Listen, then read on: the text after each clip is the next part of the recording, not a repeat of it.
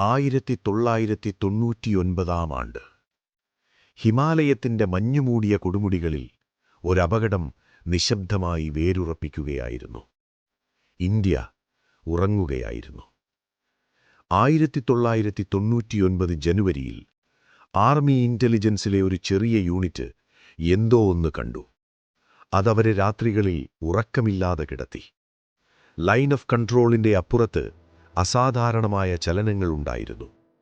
പാകിസ്ഥാൻ സൈനികർ, ആയുധങ്ങൾ, സാധനങ്ങൾ എല്ലാം ഒരു അദൃശ്യ പദ്ധതിയുടെ ഭാഗമായി നിശബ്ദമായി നീങ്ങുകയായിരുന്നു.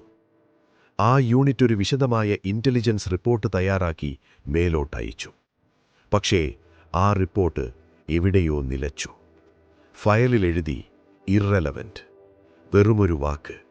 ആ ഒറ്റ വാക്ക് നൂറുകണക്കിന് ജീവിതങ്ങളുടെ വിധി മാറ്റിമറിച്ചു. 1999 മെയ് വന്നു.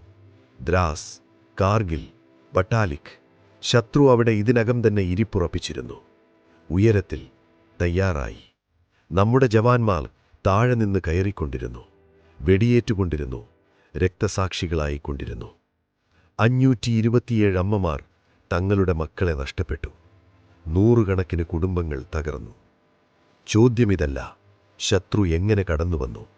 ചോദ്യമിതാണ്, അറിഞ്ഞിരുന്നവർ എന്തുകൊണ്ട് മൗനം പൂണ്ടു? ആ ഇറലവന്റ് എഴുതിയതാരായിരുന്നു? എന്തുകൊണ്ടായിരുന്നു? കാർഗിലിന്റെ മഞ്ഞുരുകി. പക്ഷേ ആ ഫയൽ ഇന്നും മറഞ്ഞു കിടക്കുന്നു, ഒരു മേശവലിപ്പിൽ, ഒരു സത്യത്തോടൊപ്പം.